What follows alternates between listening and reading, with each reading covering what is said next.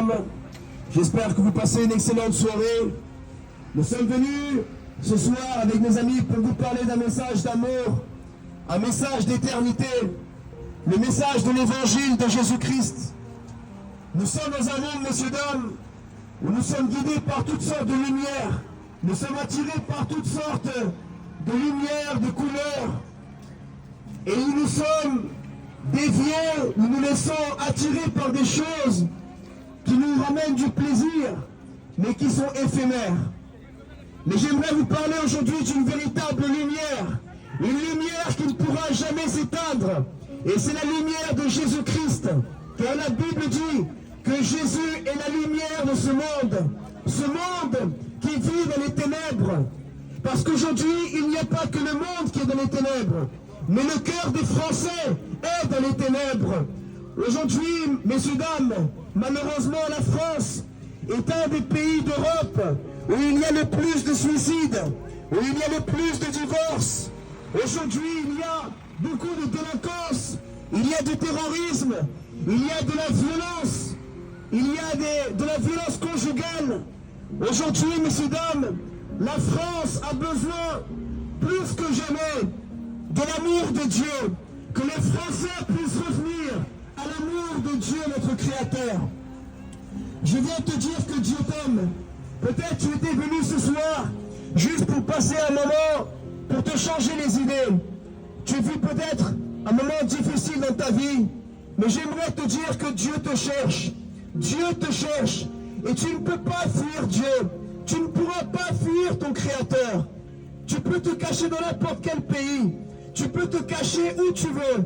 Mais Dieu ira te chercher. Même dans l'endroit où tu imagineras le moins. Car Dieu t'aime. Dieu t'aime. Tu as de la valeur pour Dieu. Jésus-Christ a porté ton péché à la croix. Il t'a aimé le premier. La Bible dit, car Dieu a tant aimé le monde qu'il a donné son Fils unique, afin que tout celui qui croit en lui ne périsse pas, mais puisse avoir la vie éternelle. Messieurs, dames, voyez le monde dans lequel nous vivons. Un monde de guerre, un monde de violence. Aujourd'hui, le diable veut que tu ne penses pas à Dieu. Le diable est réel, Dieu est réel. Le paradis est réel, l'enfer est réel. Tu as 30 ans, 20 ans, 40 ans, 60 ans. Est-ce que tu t'es déjà posé la question, le jour où tu vas mourir, que vas-tu emporter avec toi? Où ira ton âme pour l'éternité? Peut-être, c'était déjà arrivé de te poser cette question-là. Où ira mon âme pour l'éternité? Peut-être tu ne t'es jamais posé cette question et tu devrais te la poser à partir d'aujourd'hui. Parce que ce monde dans lequel tu vis est un monde passager, est un monde éphémère. Et aujourd'hui, l'humanité s'est éloignée de Dieu. Mais Dieu, dans son amour, il nous tend la main. Parce que Dieu ne veut pas que nous nous perdions éternellement loin de lui. Aujourd'hui, beaucoup d'hommes trompent leurs femmes. Les femmes ignorent cela. Les femmes, la plupart des femmes ignorent que leur mari est en train de les tromper. Beaucoup de maris ignorent que leur femme est en train de les tromper. Aujourd'hui, nous sommes dans un monde d'infidélité, un monde de trahison, où on ne peut plus faire confiance à beaucoup de personnes. Mais Jésus peut faire d'un homme un homme fidèle.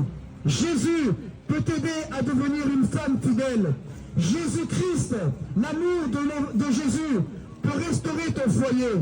Jésus peut te donner la paix véritable de ton cœur, que tu viens chercher peut-être dans une foire pendant 1 heure ou 2 heures, et tu dois gaspiller 50 euros, 100 euros peut-être pour avoir le sourire, et tu rentres chez toi, et tu vivras dans la même tristesse. La joie que je viens t'apporter, elle n'est pas payante, elle est gratuite, et elle s'appelle Jésus-Christ. Pense à ton âme. Jésus-Christ a dit, venez à moi vous tous qui êtes fatigués et chargés, et je vous donnerai le repos de vos âmes. Messieurs, dames, pensez au repos de vos âmes. Aujourd'hui, le diable ne veut pas que tu penses à Dieu. Le diable veut juste t'entretenir comme une marionnette. Il veut t'entretenir comme une marionnette et toi tu te crois fraîche, tu te crois trop frais, tu te crois intelligent, tu te crois vif. Mais le jour où tu vas mourir, tu te rendras compte que tu n'as pas été vive, que tu n'as pas été intelligente ou intelligent. Parce que la véritable intelligence, c'est de penser à son éternité.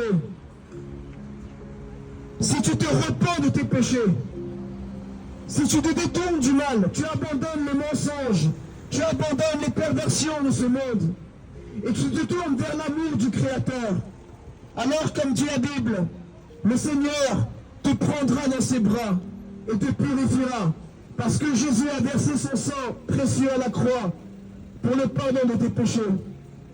Moi-même, autrefois, je n'étais pas chrétien, messieurs, dames. Je suis né à Paris, j'ai grandi à Paris. Et j'ai été athée pendant 19 ans de ma vie. J'ai été un Français athée, comme la plupart d'entre vous. Et on croit que c'est un orgueil, que c'est une fierté d'être athée. Mais ce n'est pas du tout une fierté, messieurs, dames. Parce que quand on est athée, on est orgueilleux. Et on croit que les chrétiens, les musulmans, les juifs sont des faibles. Voilà la réalité. C'est qu'aujourd'hui, la plupart des athées, eh bien, nous avons été prétentieux, orgueilleux. Nous avons cru que nous étions plus intellectuels que les autres. Et nous méprisons intellectuellement les croyants. Et nous croyons que les croyants ont inventé Dieu dans leur tête. Alors que, messieurs, dames, si nous-mêmes qui étions athées ou qui êtes athées, nous sommes sincères, nous savons très bien, messieurs, dames, que la mort est réelle. J'ai dit la mort est réelle, messieurs, dames. Et l'homme essaye de toutes les façons de s'entretenir sur cette terre pour ne pas penser à la mort, la plus grande réalité. Mais nous sommes obligés de vous dire, messieurs, dames, le monde court un grave danger. Vous courez un grave danger, messieurs, dames. Non pas le danger simplement d'une guerre, non pas le danger d'un virus, le danger de votre âme, votre éternité, messieurs, dames. Vous pouvez mourir à n'importe quel instant. Non pas simplement d'un attentat terroriste, d'un AVC, d'une maladie, de vieillesse, de n'importe quelle façon. Et vous pouvez risquer de perdre votre âme pour l'éternité, loin de Dieu. Ce n'est pas un jeu, messieurs, dames, c'est réel. Moi-même, je ne pensais pas à Dieu.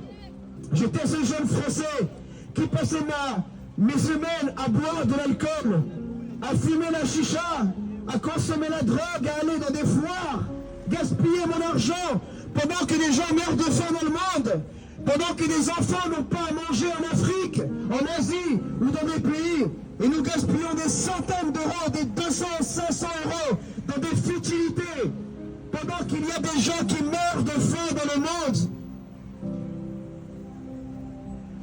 Aujourd'hui, messieurs, dames, il est temps pour vous de revenir à votre Dieu. Ce ne sera pas simplement que vous serez face à l'éternité, que vous pourrez dire « Ah, je veux me repentir », ça sera trop tard. Parce que la possibilité de se repentir, elle est sur la terre. Tu peux faire la paix avec Dieu aujourd'hui. Moi aussi, quand j'avais 19 ans, Dieu s'est révélé à moi. Quelqu'un m'a parlé de l'amour du Christ. Je n'ai pas écouté, je n'ai pas fait attention à son message. Les personnes me disaient, Dieu te cherche, Dieu t'appelle. Mais moi, je ne faisais pas attention à cela.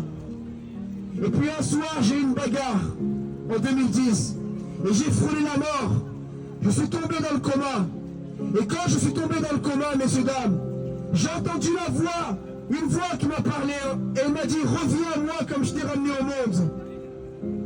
Et elle m'a dit, quand tu seras avec moi, tu verras que ce monde n'est qu'un mensonge. Et ça ne t'apportera pas de ce que les gens diront de toi. Ce soir-là, j'ai compris qu'il y avait un créateur. Et j'ai compris aussi qu'il y avait le diable, le malin, comme tu me l'appelais. J'ai compris qu'il y avait le paradis et qu'il y avait l'enfer. Et j'ai pris la ferme décision de me repentir, d'abandonner l'infidélité envers ma femme, d'abandonner l'alcool, d'abandonner les drogues, d'abandonner les mensonges, d'abandonner la violence, les bagarres, et de pardonner mon prochain, et d'aimer mon prochain. Dieu peut t'aider à pardonner toutes les personnes qui t'ont fait du mal dans ta vie. Peut-être il y a des personnes qui t'ont détruite, qui t'ont fait du mal, et tu n'arrives pas à les pardonner. Mais avec l'aide de Jésus-Christ, tu peux réussir à pardonner. Tu peux réussir à aimer. Tu peux réussir à aimer même les personnes qui t'ont fait les plus grandes blessures dans ta vie. Messieurs, dames, venez à Jésus et vous aurez la vie éternelle. Jésus-Christ frappe à la porte de votre cœur. Ouvrez-lui la porte de votre cœur, messieurs, dames. Il changera votre vie. Recevez l'Esprit de Dieu. Pensez à votre éternité. Pensez au paradis, messieurs, dames. Tout cela est vanité. Tout cela est futilité. Tout cela est éphémère. Tout cela passera. Ciel et terre passeront, dit la Bible. Mais la parole de Dieu ne passera jamais. Là, nous sommes en décembre. Et beaucoup de personnes se servent du 25 décembre, de fête de Noël, pour faire du business. Alors on dit en France qu'on n'est pas croyant, que c'est laïque. Mais quand il s'agit de Noël, pour faire de l'argent, là on parle de... Là les gens commencent à parler de Noël. Alors que tout le monde dit, oui, la France est un pays laïque. Et les gens qui sont athées disent, non, il ne faut pas parler de Dieu. Par contre, comme le mois de décembre est le mois qui ramène le plus d'argent à la France, alors là, tout le monde devient des gens qui fêtent Noël. Noël, c'est pas le Père Noël. Non. Noël, c'est la naissance de Jésus. C'est une date sacrée. Jésus-Christ a été envoyé par Dieu il y a 2000 ans.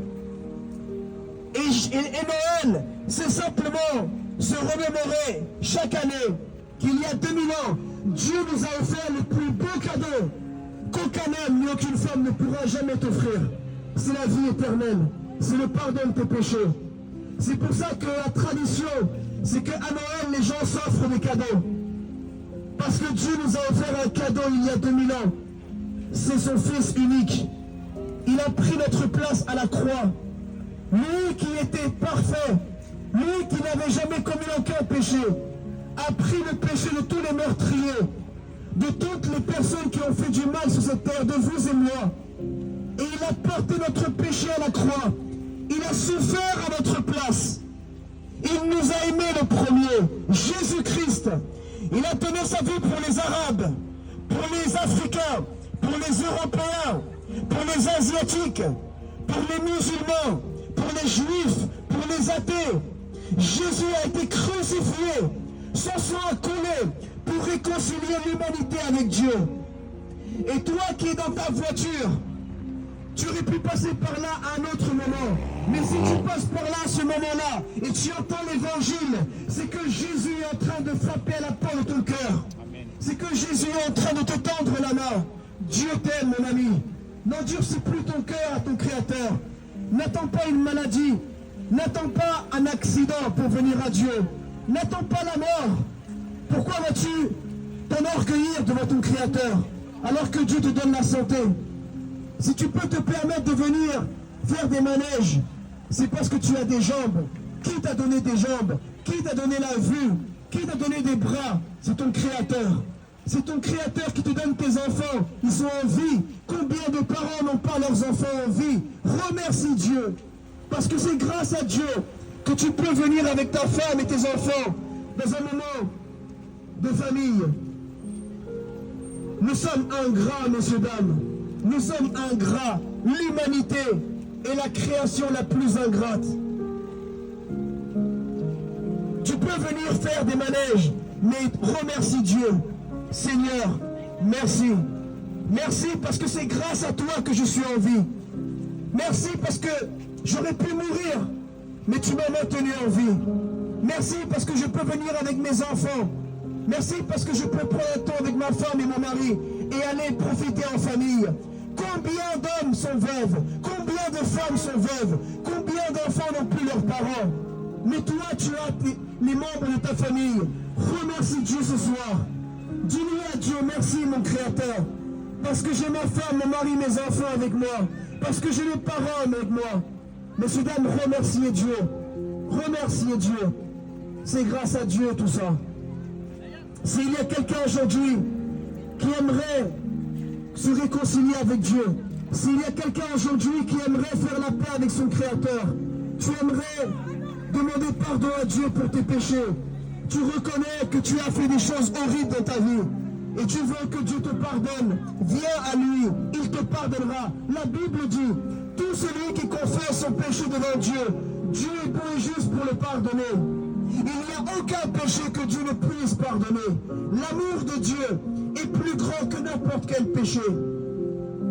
Peu importe les choses atroces que tu aies pu faire, tu peux te repentir, tu peux demander pardon et tu peux être une meilleure personne aujourd'hui.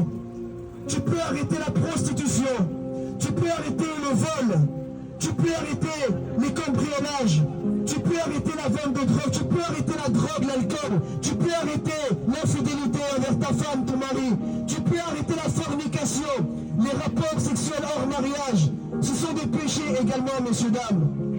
Lisez la Bible, venez à la parole de Dieu. Dieu vous appelle, il vous aime. Vous êtes des personnes extraordinaires. Et vous avez de la valeur pour votre Créateur. Alors, simplement, dites à Dieu ce soir, Seigneur, je t'ouvre mon cœur. Je ne veux plus t'endurcir mon cœur. Je ne veux plus être dur. Je ne veux plus, Seigneur, être orgueilleux, mais je veux que tu changes ma vie, Seigneur. Je ne veux plus continuer comme ça, Seigneur, vivre sans toi. Enlève-moi la dépression qui est en moi. J'ai tout essayé. La dépression ne part pas de ma vie. Le stress ne part pas. La perversité ne part pas de ma vie. Pourtant, j'aimerais être un homme pur. J'aimerais être une femme pure, mais je n'y arrive pas. Aide-moi, Seigneur. Aide-moi à être une femme pure. Aide-moi à être une femme fidèle à mon mari. Aide-moi à être un homme fidèle à ma femme. Tu as essayé d'être un bon père, tu n'y arrives pas. Tu as essayé d'être une bonne maman, tu n'y arrives pas. Crie à l'Éternel. Tu dis, Seigneur, aide-moi. Aide-moi. Car la Bible dit, tout ce que vous demanderez à Dieu, au nom de Jésus, Dieu vous le donnera. Parce que Jésus est le Fils de Dieu. Et c'est lui qui a payé tout votre péché à la croix. C'est lui qui a porté toutes vos fautes à la croix. Il est mort et ressuscité au 3e jour pour que vous n'ayez pas payé votre péché en enfer, messieurs, dames. Jésus est le chemin, la vérité et la vie éternelle. La France a besoin de Jésus. N'attendez pas une guerre. N'attendez pas un autre Covid, un autre virus pour vous repentir. Messieurs, dames, Dieu vous aime. Dieu vous aime. Dieu vous appelle. Venez à Dieu. Venez à Jésus-Christ. Il vous aime, messieurs, dames. Jésus vous aime. Que Dieu vous bénisse. Alléluia.